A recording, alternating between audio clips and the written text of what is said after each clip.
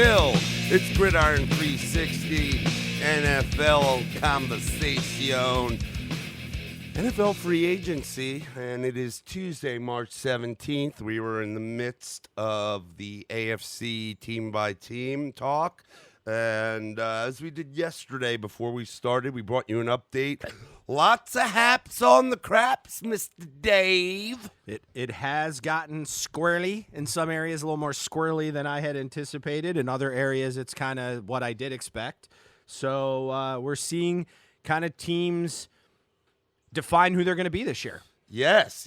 And I got to be honest, with everybody kind of on lockdown, there's no sports or whatever, and football's all that really matters to me anyway, but it's kind of good. We get some, there's the updates, and oohs and ahs, and oh, shit.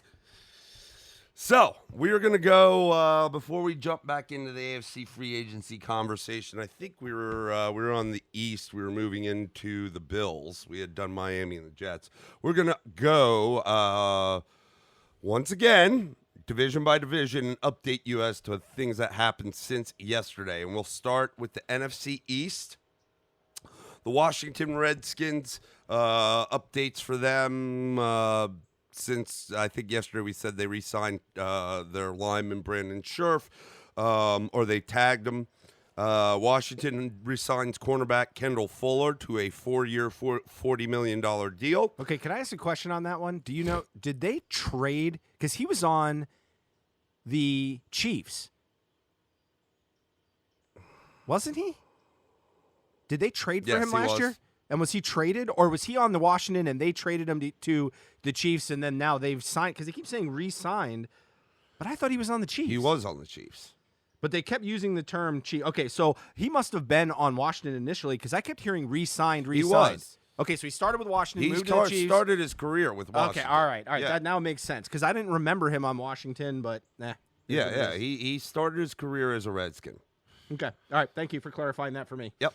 So they re-signed Fuller. They re-signed offensive guard Wes Schweitzer to a 3-year, $13.5 million deal. Moving on to Well, just to clarify, too, they did tag they placed the franchise tag on Scherf, so their offensive line still has the issue on the left tackle to be resolved, but with they got rid of Eric Flowers, so it seemed, to be honest with you, even though they don't have that guy, it's actually maybe well, Trent Williams has gotten kind of just going into free agency. Trent Williams is getting very little looks from anybody. I think he's not really nobody's seeing the price, so that could be a pretty intact O line. Anyway, go ahead, keep going. So we got to go next New York to the Giants. Yep. We know that they placed the tag on defensive lineman Leonard Williams. Made some 3 moves. 2 of the 3 I think are pretty important for us because defensive side of the ball, it's what we need. The first one, we signed Levine Toilolo, who was with the Falcons, then out in San Francisco, tight end. He is our backup tight end to Evan Ingram. Rhett Ellison is calling it quits. So he's going to fill that void. The 2 that were kind of bigger that are to note, linebacker Blake Martinez from the Green Bay Packers. We signed him to a 3-year, $30 million contract. And cornerback James Bradbury reunites with Dave Gettleman, coming from Carolina to my New York Giants, agrees to a 3-year, $45 million deal with 32 guaranteed. I like it. Very surprised to say that Carolina let him He's walk. good. He's good. But we'll get to Carolina in a minute. They're making some moves. Yeah, so. he was, I think, a second-round pick. Very good. Has turned out to be a very good player, young player. We need corners. I like it. Yep. And I like Blake Martinez a lot. 26 years old. I mean, I don't think Martinez is the end-all, be-all, but to say not just because he's a white guy that he plays like Kuechly, he does play like Kuechly. He's that kind of player in my mind, maybe not to the level of Kuechly, but that type of head on his shoulders, which could be great for leadership on our defense. He was in Green Bay. He fit in well, but he was a he was a leader. He became a leader on that defense. So, and that's, the Giants in a 4-3, you don't need that spectacular, rangy kind of guy like you think you're going to do, but he's a kind of piece that he's the center. He's the center of the defense. He's going to call the plays. I like it. It's a very good look for a team that's going youth right now. And he's a solid guy, dude. I mean, this is not a character issue at all. Nope. This is a guy that, we can lean on.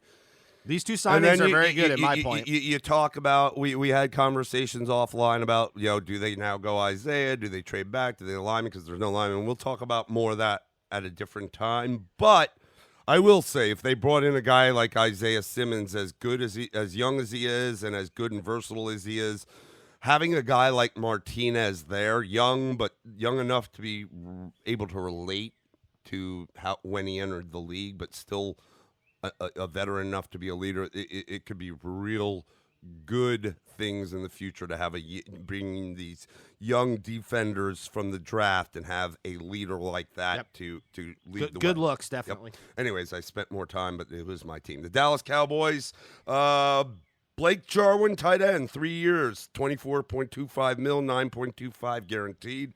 The big one, I think probably the biggest contract I've seen. Yeah, biggest one I've seen yet that I can think of. Amari Cooper, they re-sign him, 5 years, $100 million with 60 guaranteed. Yep.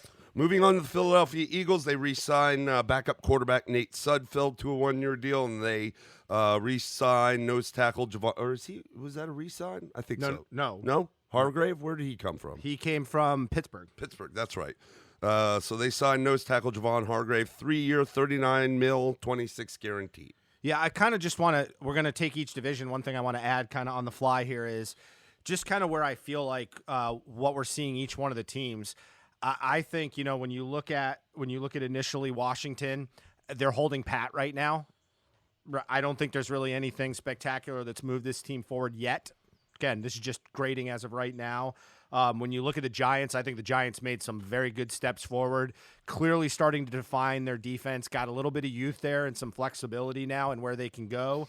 I think Philadelphia is probably treading backwards. It's not a knock on the Hargrave pick. It's just more of you got to remember what they've got and what they're losing. They really needed to replace there, and then signing a backup is minimal to them at this point. Yep. So at this point, they haven't really made a big move. And then in Dallas, doing what they're expected, but still a lot of question marks. Again, you got Dak sitting out there, but this is a team we're going to talk about in a little bit that's also lost some pieces now. Yep. So they're trending kind of the other way in the initial start of free agency. So let's kind of move on to the next. All right. So why don't you kick us off? We're going NFC North next. Let's go with the Detroit Lions. The Detroit Lions. The Detroit. Detroit Lions. This one's kind of interesting, and again, it's going to reflect more on when we get into the New England, which we're going to do in depth here a little later on today. Signed Jamie Collins. Mm-hmm. Agreed to him on a 3-year, $30 million deal, $18 million fully guaranteed. This is something where I think they needed a guy like this. I don't find that contract to be really out of control. No. So kind of, I'd give the Lions credit on that move. I think it's a good move on their part. Again, you want to be a little bit careful. This is kind of a history of former Patriots coaches going and trying to poach, and the Patriots typically don't let guys go that don't that have that value. So that one's going to be interesting because we're going to get into New England. And I'm not even going to go with that. Halapalula Vaitai. Okay. You got him. He's an offensive tackle, 5-year deal, $50 million coming to him. Now, keep in mind that Vaitai is coming from Philadelphia. Mm-hmm. When who's the guy? Was it Lane Johnson? Is that their offensive line that got hurt at the end of the year? Yes. Last year. Filled in actually fairly well for a fill-in. Yeah. Not 5 years, $50 million filled in. That's but that's the thing. Like, it's a lot of money for somebody that I don't know. Well, remember this: the draft is okay with tackles, but but you can look right now. The offensive tackle position, especially with some of the tags and moves that they made, was a little thin. Starting to get thin. All right, let's talk about your team, the Chicago Bears. Jesus. All right. we all know that the Bears re-signed Trevathan. We're going to talk about their other middle linebacker that was in contention that kind of was the either-or in Nick Kwiatkowski. But the only move they've made so far is signing Jimmy Graham to a 2-year deal worth $16 million, $9 million guaranteed, widely panned by fans. I don't know how this guy continues to command huge contracts. Bears were obviously in talks. There was discussion that they were in on Teddy Bridgewater early, but quickly bowed out of that. I think it got a little too rich for their ability. The Bears continue to search for tight ends. Trey Burton has been a bust. The second-round pick, Adam Shaheen. Why the retreads? Well, I think what we're trying to do is last year we tried to have 8 kickers, and this year we're going to try to have 8 tight ends. Awesome! I'm just curious what position is going to be next with 8 people. So not a good start for the Bears. Definitely, I would say trend down so far. So then we'll go on to the Packers. The Green Bay Packers. I think we hit this yesterday, given the timing with Kirksey, so we'll just put that out there. Now that Martinez is gone, they obviously, I think they signed Kirksey and let Blake walk. Right. So, you start to see it was a cheaper deal, and understand that Pettin, their defensive coordinator, was the coach when Kirksey got drafted, so he's familiar with him. And then they also agreed to terms with Rick Wagner, offensive tackle, coming over from the Lions. So that kind of explains the Lions' transition as Wagner leaves, and then they bring in Vaitai. All right, Minnesota Vikings. All right, your Minnesota Vikings. And we already talked about them tagging Anthony Harris, safety. Yeah, but important to note is, word around the NFL is that he is available for a trade, which would probably, I think, under the rules of the franchise tag, they have to sign and trade him, meaning they have to extend him. But I could be wrong. I don't think you can trade a franchise tag under the tag. So they've got him tagged. They re-upped their fullback, C.J. Ham, kind of a middle thing. Eric Wilson, the team placed a second-round tender on him. That had to have already been done. Basically, what that means is if he's signed by someone else, they get a second-rounder for him. But that's already been in place. So not a lot of moves in the NFC North outside of Detroit. Probably made the most moves that you're really going to see, and obviously Green Bay with Kirksey. So a little quiet in the NFC North.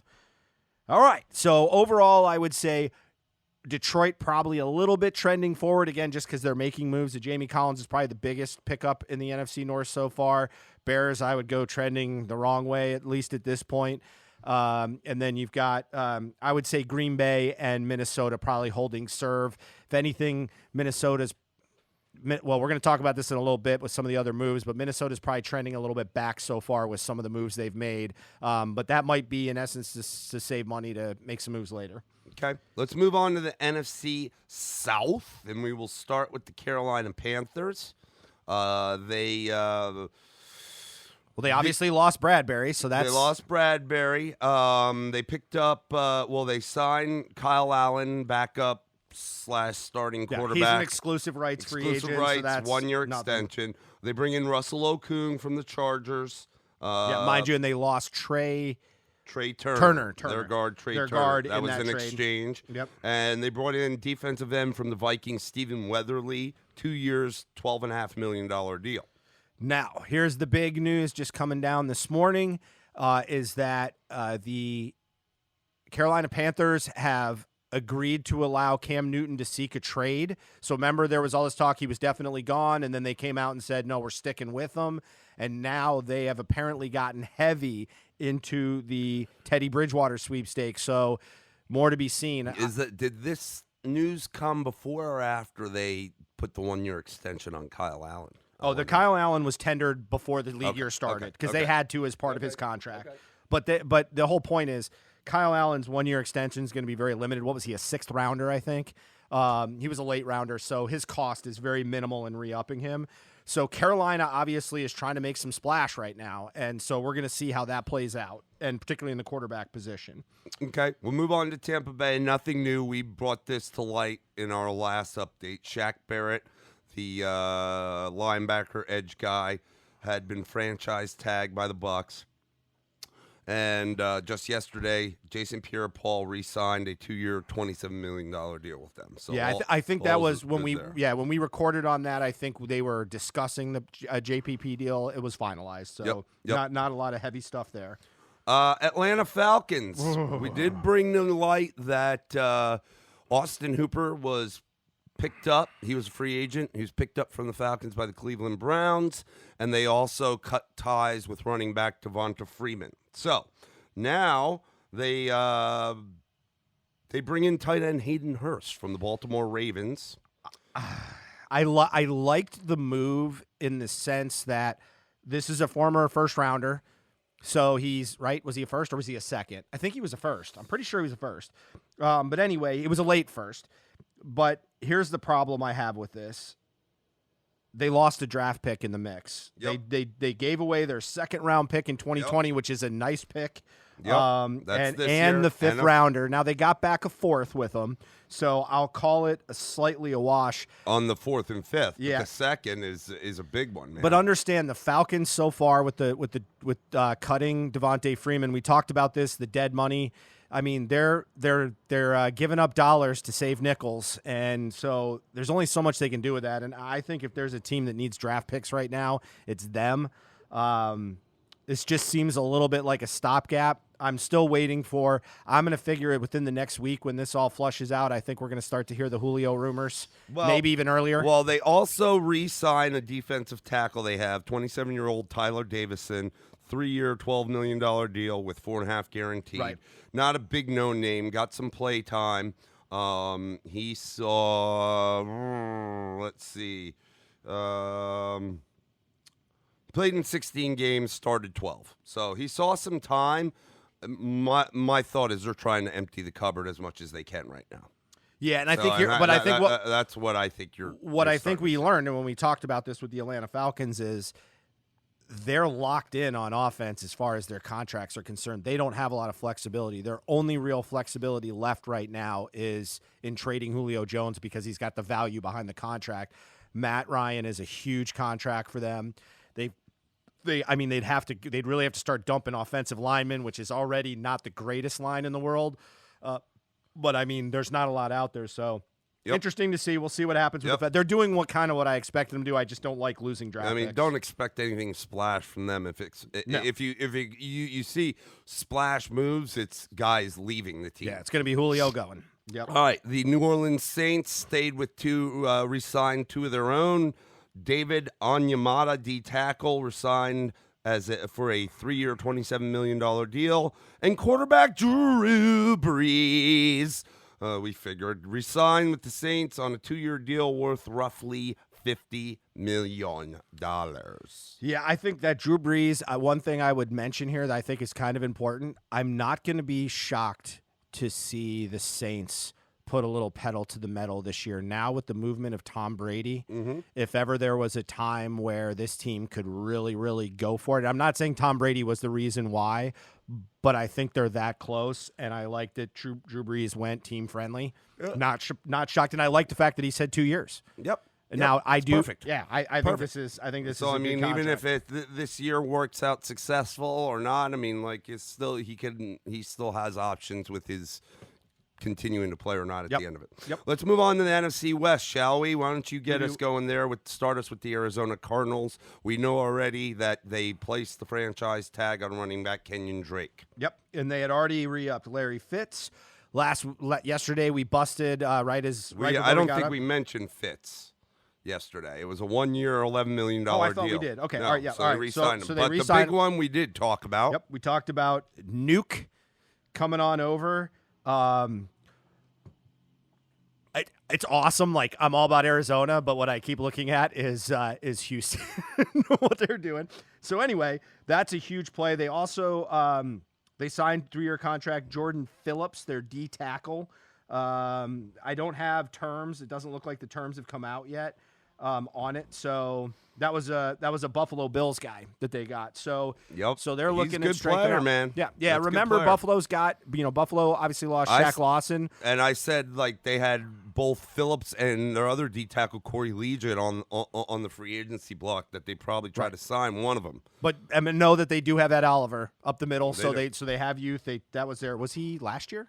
Last year, first rounder, right? It was last year. He was a rookie last year, wasn't he? Or was it the year before? I think it was last year. I think it was last year. Yeah. I can't remember, but I think so. This is a team that quickly is getting better, particularly offensively. But what this is going to open them up for is a lot of flexibility to start to work on that defense. And again, Jordan Phillips, an example of that, getting a little bigger up front and getting a little stronger. So, moving on, let's go Seattle next because the Rams have no signings of note as of yet. Remember we've talked about it. If not for the Atlanta Falcons, they'd be in the biggest hell of cap signings. Yep. So we'll move on to the Seahawks, sir. All right, Seahawks. Jacob Hollister got a second round tender before this even started. Greg Olsen was a pre-signing, I think, because of his cut. I think this was yesterday. We didn't mention this one. Was Jaron Reed? Yep. Got a 2-year D-tackle. Re-sign with the Seahawks. Yeah, 2-year, $23 million. So looking to keep some of that there. Kid's 27, so got some youth there. So they kind of are standing pat at the early stages of this, obviously with the exception of Greg Olsen coming before the window. Right. And then let's go to the Niners. All right, so what did the Niners do? We talked about yesterday, Eric Armstead got the 5-year, $85 million, got a beast. Now, understand this is a team. That was a tag, though, right? No, that was a re-sign. Was it? No, tag's only 1 year. This they re-signed him. They did not tag him. So what they did do is now he might have been initially tagged, but this is an extension. Tagged. He wasn't tagged. Okay. So that means they still have a tag somewhere. Well, if they used it, they don't have to exercise their tag. No, they don't. So Eric Armstead, but you remember this team over the last probably 4 to 5 years has been stockpiling early round linemen. You got Eric Armstead, DeForest Buckner. You've got Solomon Thomas.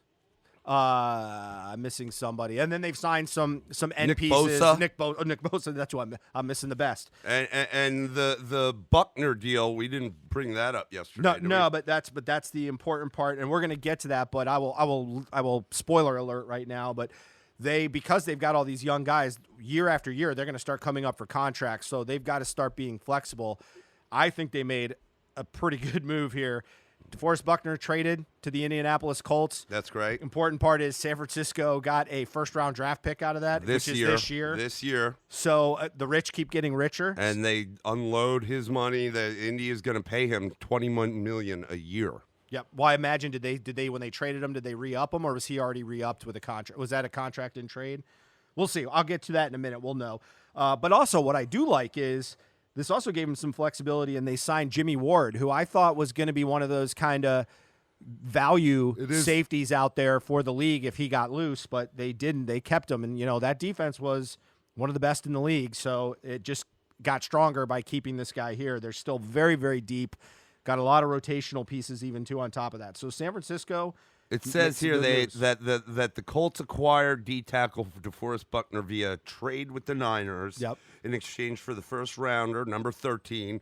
The Colts are also giving Buckner a massive extension worth $21 million. Yeah. So it was an extension, yes. And I think that's a pretty friendly extension, for a former, I think he was number 7 overall, if I remember. So he was a high draft pick and part of that defense. And again, remember the Colts have a lot of room to play with this year. So that rounds us out for this. Again, I would say trending on these teams, you've got, I think Seattle stood pat, hadn't really made a moves. I would say even though it was a signing their own guys, San Francisco took a step forward, because what they did in this draft was they got a first rounder. Thus far, I think. Yeah, but we're just talking about that division. The Rams, they're going to go backwards. There's no way they have no room to go anywhere else until they create some of that space. Mentioned Todd Gurley came out. There's a lot of rumors about them trying to recoup some value for him. Who did I miss? Oh, Arizona's made a jump. Yep. They made a jump. It's noticeable. Deal. So let's move over to the AFC, starting with the AFC East. We talked about this in the last update. Eric Flowers, offensive tackle from Washington, gets brought in by the Dolphins, 3-year, $30 million, just under $20 guaranteed. They also had picked up Shaq Lawson, edge rusher, 3-year, $30 million from the Buffalo Bills. They also picked up Kyle Van Noy, linebacker from the New England Patriots. 4-year, $51 million, 30 guaranteed. It's a hefty number. Yep. They've got money. Emmanuel Ogbah, was he with them or with Cleveland? Emmanuel Ogbah was with the Chiefs last. He was with the Chiefs last. He was with Cleveland and then with the Chiefs last. So they bring Ogbah in. Let's see. Ogbah's deal was 2 years, $15 million, includes $7.5 million fully guaranteed. The big one, I think, the best move they've made thus far is bringing in Dallas cornerback Byron Jones, $17 million a year deal. He is the highest paid cornerback in the NFL now. Yeah. All right. Well, we'll keep going. I want to kind of circle back to them a little bit later on, but okay. Let's go to the Buffalo Bills. We already know they lost Shaq Lawson. You just mentioned they lost the tackle. Arizona. The guy went to Arizona. Yeah, here it is. It's no, it's not. He didn't go to Arizona. Didn't he? Wasn't it an Arizona tackle? Where'd he go? No. You just talked about. Yeah, Jordan Phillips. Phillips. Yeah, he went to Arizona. Did he? Don't sass me. Oh, it did. I didn't. Jordan Phillips. You're right. Jordan Phillips. They lost him too. So Buffalo. We already talked about they signed cornerback Josh Norman to a 1-year, $6 million deal with a max value of $8 million. Brought him in from the Washington Redskins. They re-signed their offensive guard Quinton Spain to a 3-year, $15 million deal. Big one right here. And we were talking about it yesterday that Mr. Stephon Diggs, wide receiver from Minnesota Vikings, was looking to move on. We did also talk about, or we hadn't. We were just about to get into Buffalo and the needs that they would have, and one of those being wide receivers. So they bring in Stephon Diggs in a trade with the Vikings. They get a 7th-round pick for Diggs. With Diggs. Or they get from Buffalo gets Diggs and a 7th round. Minnesota gives Stephon Diggs and a 7th-round pick to Buffalo. Buffalo gives up their 1st-round pick, which is number 22 in this year's draft, their 5th-round pick, and a 6th-round pick in 2021. Oh, no. 6th-round pick this year. 1st, 5th, and 6th this year. 4th-round pick in 2021. So they gave a lot. That's rich. They gave a lot. Now, I will say this. I want to say something that I think is really important.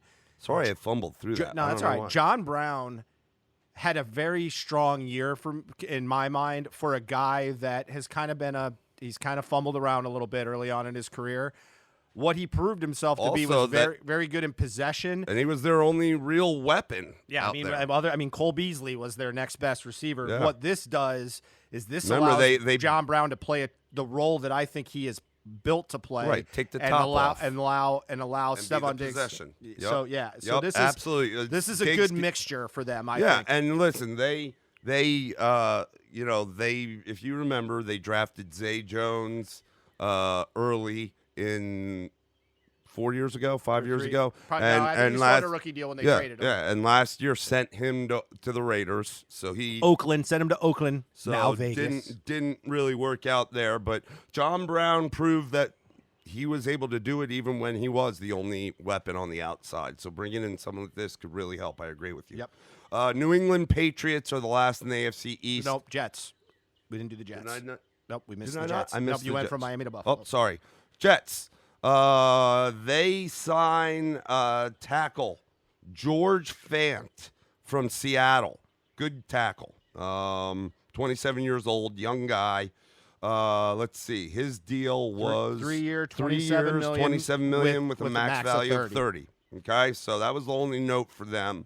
So they are trying to shore up that line and protect Mr. Sam Darnold. Okay, now to the Patriots. We talked yesterday about them putting the franchise tag on offensive guard Joe Thuney. They also they've already re-upped McCourty. They've re-upped Devin McCourty safety to a 2-year, $23 million deal with $17 guaranteed. And then they agreed to a 2-year extension with Matthew Slater, who is their – who is it? What does he play? He's more of a special teamer. Special teamer, yeah. That's so so now here's the news. Word came out this morning. I'm a little bit surprised by it. I thought that a lot social medias from on the IG from Mr. TB12. He will be moving on from New England. Says he's not going to stay. So now, let's just say, okay, so he's gone. Now, this is a team that has lost Van Noy on defense, lost Jamie Collins on defense. Mm-hmm. So you're talking about their linebacking core right there. Team that obviously had holes offensively all over the place in the pass-catching game. Running back has been unstable. Didn't quite get the value out of Sony Michel that they thought they were going to get, or at least I'm sure we're hoping for. Now they're going to be in the market for a quarterback. There is initial word that a guy like Andy Dalton all of a sudden becomes more of a priority for a team like New England. That could be where they go to get someone in the interim because they've got Stidham waiting in the wings, and I don't know. They do, and they have the number 23 pick. So, I mean, you could get a quarterback there, but it's not going to be Justin Herbert or Tua Tagovailoa, and certainly not Joe Burrow. So is it Eason? Is Jordan Love still there? Well, wait a minute, though. Wait a minute, though. Let's not forget something. New England gets compensatory picks out the wazoo. I think they've got 11 draft picks this year. So that's fine. So they could, like Brady, creative. They could try to find somebody, a diamond in the rough that they could groom. Let me just. But to your point about the Andy Dalton thing, the options are becoming limited because they're not a high draft pick to get one of these premier quarterbacks. At least we think there are not many options out there in the free agency market now. Mariota, we'll get to, is already signed. You got Bridgewater. We think he's not going to go there. It looks like Rivers is going to Indy. So the options again are becoming limited considering you're moving on from the GOAT. Like, I'm not saying you're going to replace him with someone phenomenal, but even someone somewhat serviceable. So right now, if you're talking Andy Dalton being that guy, which the reality is that might be the best option they have at this point, that's not too great. No, and I'll say this. I'm going to put a little whisper out there, and then I'm going to leave it alone. Tanking for Trevor. I'm just going to put it out there. If you think about it, now let's just think about this. I kind of go back and I look at the Indianapolis model, and I don't think Indianapolis did this on purpose, but you'll remember Peyton Manning had a pretty significant neck injury and was out for an entire year, and that team went from I think 12-4 to 2-14. And ended up with Andrew Luck. Again, I think Belichick knows he's got to rebuild. But remember this, too.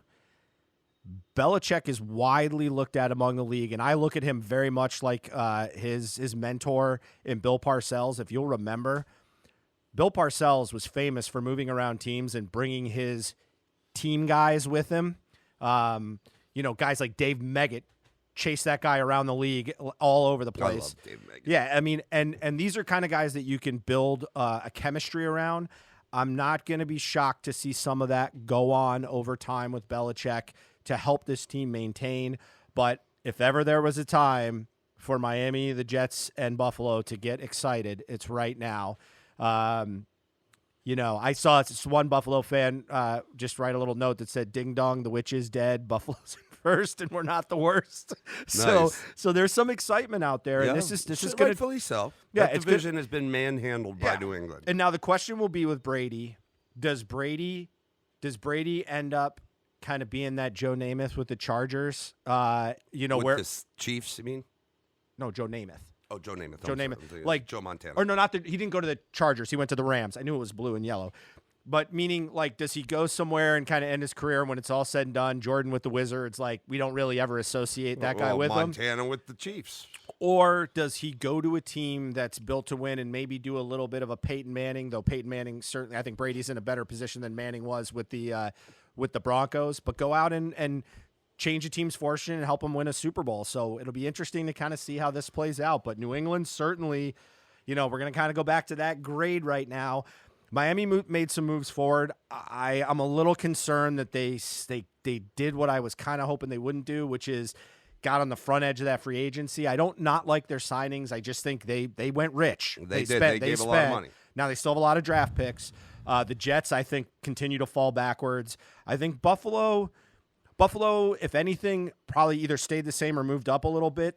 They're changing the dynamic of their team a little bit, which is okay. Their defense, though, was talked about all year, was strong. Yeah, Great right, right. So that's why I'm not sure they went backwards. They lost some good pieces there, so they need to make sure they fill those holes. And New England is just a giant question mark, certainly moving backwards at this moment. So let's move on to the AFC North. The Cincinnati Bengals, only thing they did was tag A.J. Green, okay? Yep. Moving on to the Cleveland Browns. They put a second-round tender on restricted free agent running back Kareem Hunt. They signed Case Keenum to a 3-year, $18 million deal with 10 guaranteed. So not that Keenum is the end-all, be-all, but he has been a backup quarterback elsewhere that's elevated himself to starter, and then he got that big, good money to be a starter in Washington. Didn't work out. Maybe he plays a better role as the backup coming to fill in the leash, I think, is quite short right now on Baker Mayfield. Yeah, let's be honest. If Baker Mayfield can't get it done in the first 4 weeks of the season, if he plays like he did last year, you are going to see Case Keenum because, again, we talked about Hooper and what they did there. They bought Austin Hooper in to 4-year, $44 million with 23 guaranteed in the first 2 years from tight end from the Atlanta Falcons, and I think the best move they made. And I actually think the Keenum thing's not bad. I love the Kareem Hunt move, to be honest with you, because they're getting him for if they sign him for nothing.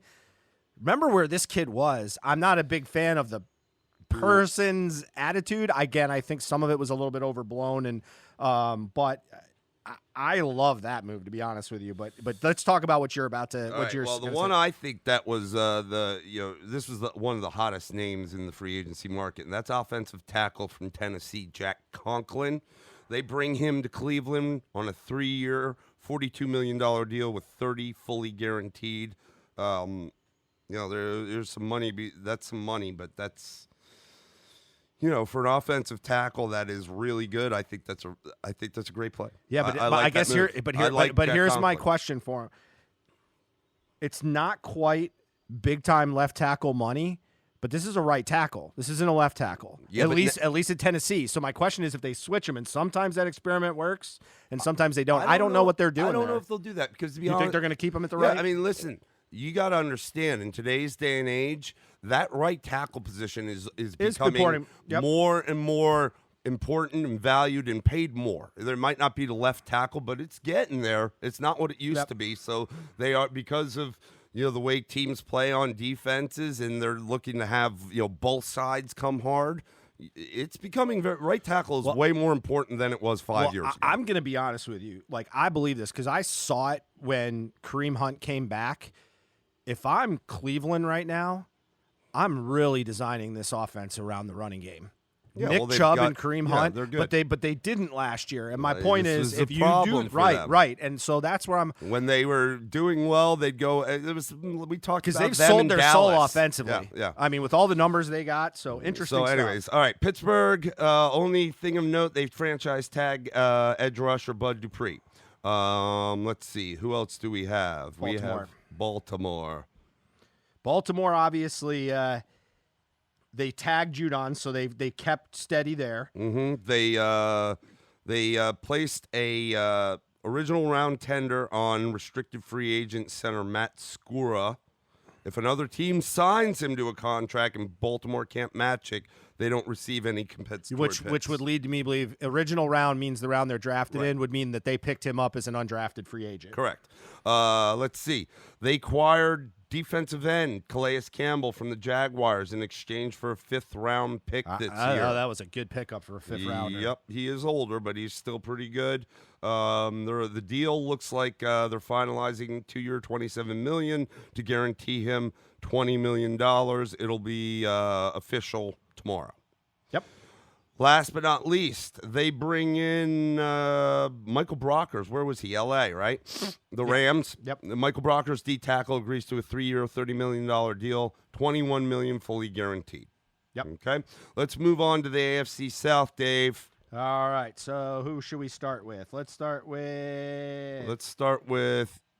Jacksonville. J-Ville. All right. Well, J-Ville's all about subtraction.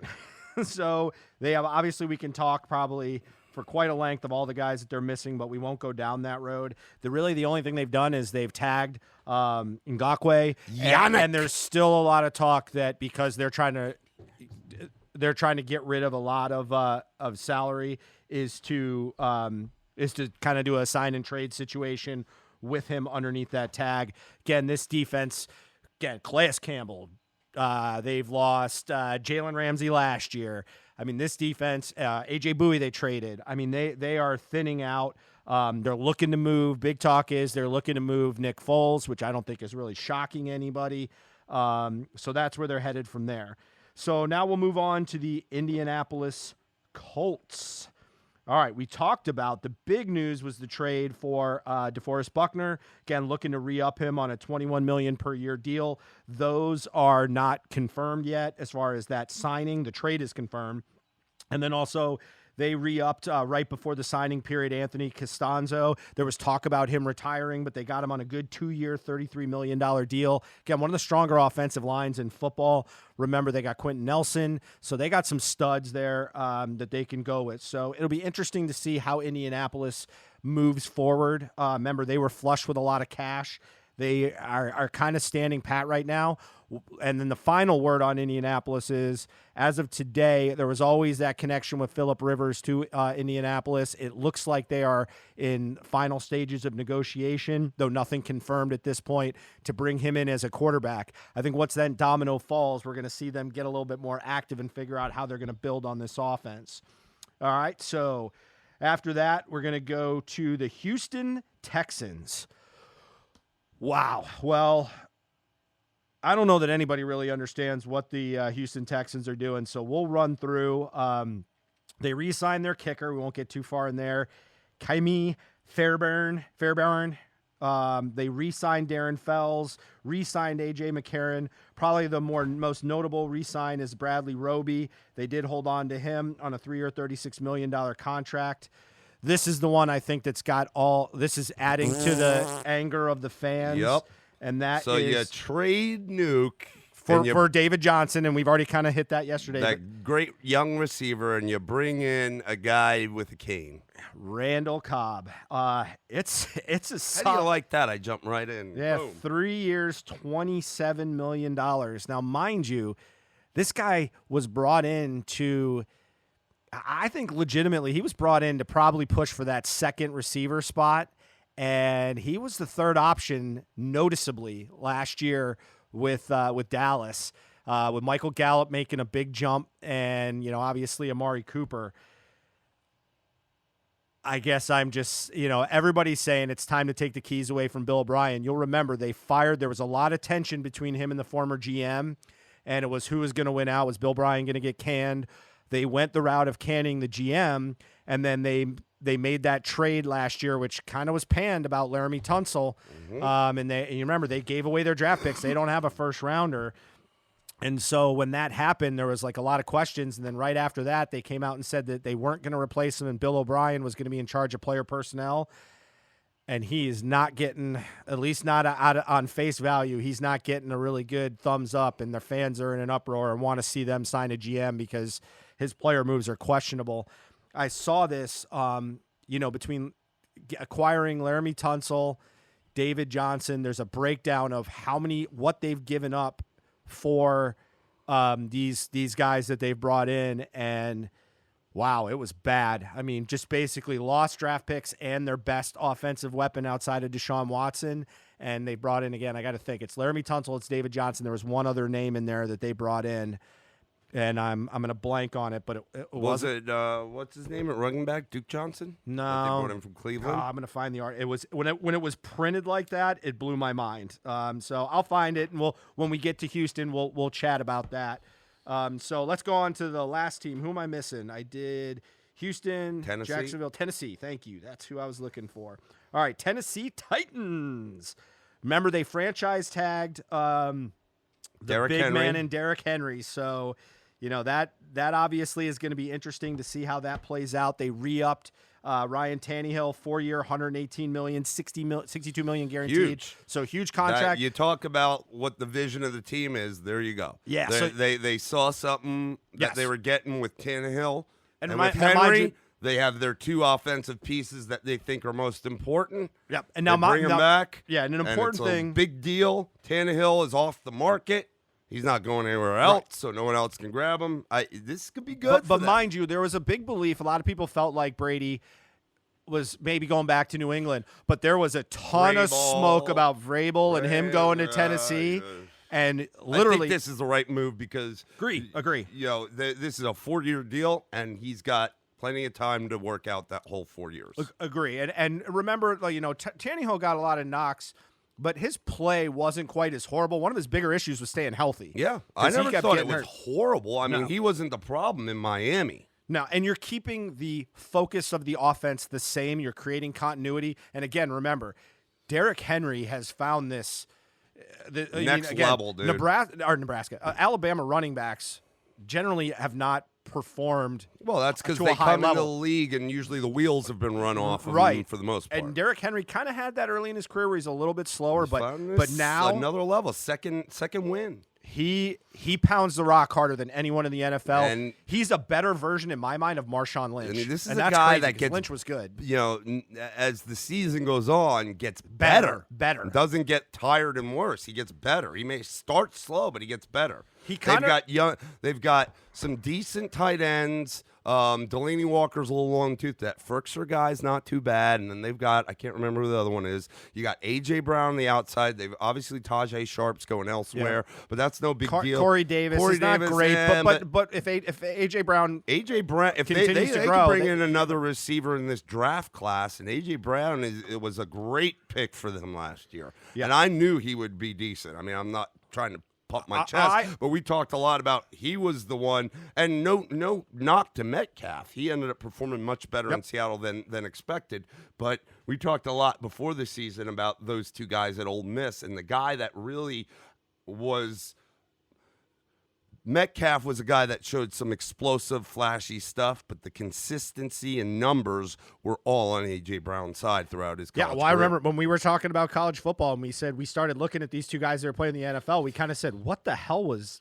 Miss State doing? Or not Ole Miss. I know. What were they doing with these 2 guys are good? I know. Like, why did I not see these guys blowing up? But they've had that happen before. Right. Laquan Treadwell. I like where Tennessee's going with this. I think this is a good idea. I think they got to lock up.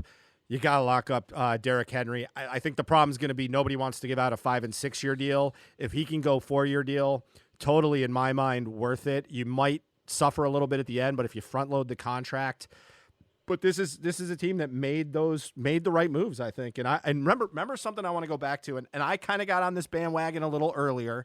So I'm going to pat myself on the back a little bit. But you and I both, probably the last 6 weeks of the season, Tennessee was kind of hovering there on the outside looking in for a little while, and I said if there's a team I didn't want to play in the early rounds of the playoffs, that was the team in the AFC. They just were finding another gear and starting to evolve. I'd love it if we could see that go into next year. I haven't seen a lot of departures from them on the defensive side of the ball thus yet, and that was what really they had great performances from Derrick Henry and Tannehill and guys on the offense, but their offensive line was solid. Now they lost Conklin. That's a big piece. But they haven't lost a lot on their defense. And their defense all year was stingy and just got real stingy in the postseason. Yeah, and so right now I think you go into the draft. You can find a right tackle in the draft where they're drafting. Doesn't even have to necessarily be a first-rounder. And you also, on top of that, can start racking up some defense. Start rotating back in your defense. I think they got a lot else. Yeah, all right. So these are good. So let's go. Move on. Last but not least, the AFC West. We'll start with the Denver Broncos. We talked about them tagging safety Justin Simmons.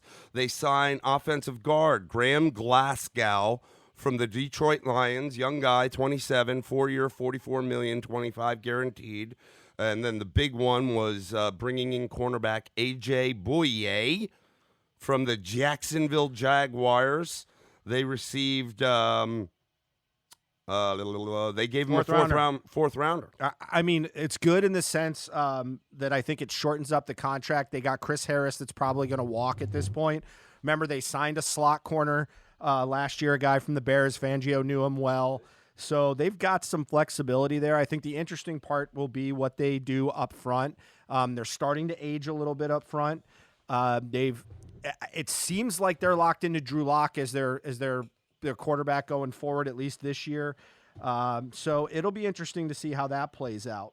But right now they're holding fast. Kind of did a little bit of a trade out. I think Chris Harris for AJ Bouye. So that's where they're at. Now let's move on to the Raiders. Oakland, now Las Vegas Raiders. That's why they weren't coming up. They agreed to terms with linebacker Nick Kwiatkowski. He's a little Pollock from Chicago. There's no shock. Kwiatkowski from the Chicago Bears. I can speak pretty. 26 years old. Yeah, here's the thing: is the Bears re-up Danny Trevathan. There was a lot of talk they were going to let Trevathan walk and pick up Kwiatkowski. If you can see, their contracts are pretty comparable. The trade-off for the Bears is they keep a leader. I mean, Trevathan's got a lot of years with them. He is more athletic than Kwiatkowski, even at his older age. Now, Kwiatkowski is an extremely sure tackler. He was a big special teams guy for us, but he won't be special teams. They won't probably risk that in Las Vegas. But he is incredibly smart. He is a smart kid. And you remember, he's a West Virginia guy, so not a place where you get a whole lot of linebackers. We got him in the 4th round, but he's a little bit more athletic, a little more downhill. He's not as rangy. But when he comes downhill, he's not going to miss you. So I like to pick up. Remember, they lost to your Whitehead, so that's a good replacement. Yeah, this deal is worth a 3-year deal worth $21 million with 13.5 guaranteed. Yep. So we'll see if that helps them out. They also made a splash in bringing in quarterback Marcus Mariota. I just say splash because he was a number 2 overall. Sorry. Yep. So they agreed to terms with him. I don't think that improves their quarterback room at all. Derek Carr, but we'll see what happens. We'll move on to the Los Angeles Chargers. We already talked about them placing the franchise tag on tight end Hunter Henry. They have tentatively agreed to acquire offensive guard Trey Turner from the Carolina Panthers in exchange for Russell Okung. I don't know why that's tentatively. I thought that was a done deal. I thought that was a done deal, too. So that's what it says here. And then last but not least, because we know Melvin Gordon's a free agent, so this is a little telling, they agreed to a 4-year, $24.5 million deal with $15 guaranteed for running back Austin Eckler. Can I lose my temper for a minute? Yes. Why the fuck did they pay? Why didn't they do this last year? Why did they run Melvin Gordon? I thought Eckler was perfectly fine and was stable. Why didn't they just let it rip last year? I feel like they blew a shot at the playoffs by trying to involve Melvin Gordon if you look at the games. But here's my thing is I think they're standing pat right now because I think they're full throttle trying to convince Tom Brady because they got to solve their quarterback issue. And if they don't go that route, my feeling is they get very aggressive looking at a guy like Justin Herbert or maybe trading up to get Tua. So I think they're standing pat to see what happens to the quarterback. All right, and the very last but not least, the Super Bowl champion, Kansas City Chiefs. We already talked about them placing the franchise tag on defensive tackle Chris Jones. They also re-signed running back Damian Williams, picked up a $2.3 million contract option on him for this next year, 2020. Yeah, I got to be honest with you. I think this team's going to disappoint next year. I think because I just think they got lucky at the right time. They got really good matchups in the playoffs. Yeah. Now they have Pat Mahomes, who I think he's special. But keep in mind, I said this in the running back room was a problem all year. Yeah, and the defense got better under Spagnuolo, but he did that with the Giants on that run when we were 8-8, and then we were road warriors, got in the wild card and ran the table and won the whole damn thing against an undefeated Patriots. He turned on at the right time, but the majority of the season, that defense was not very good. And my concern going in the postseason, even though they tuned it up a little bit and got a little better, I think, in the postseason for sure, I still think it was what it was. And I was concerned that as powerful of an offense as they had and as special as Patrick Mahomes is, you always hear it, defense wins Super Bowls. Now, times are changing, but you got to still have some semblance of defense. I wasn't sure that defense could have taken them all the way.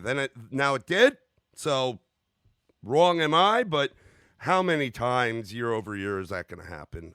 I don't know. Yeah, well, here's the thing is, remember last year, probably at around week 12 or 13, the Raiders were in a position to overtake them for first place. And nobody else made the playoffs from that division. And so I guess my feeling is the Raiders are getting a little bit better. I'm not sold on Denver only because I think that quarterback situation could not pan out. And the defense, they're making some changes. I obviously, as a Bears fan, I loved Fangio for the Bears. So I just don't know that that's going to make them better. I think if the Chargers get Brady, they become better. How much better? I'm not really sure. I don't know. I got to see what Kansas City does outside of this.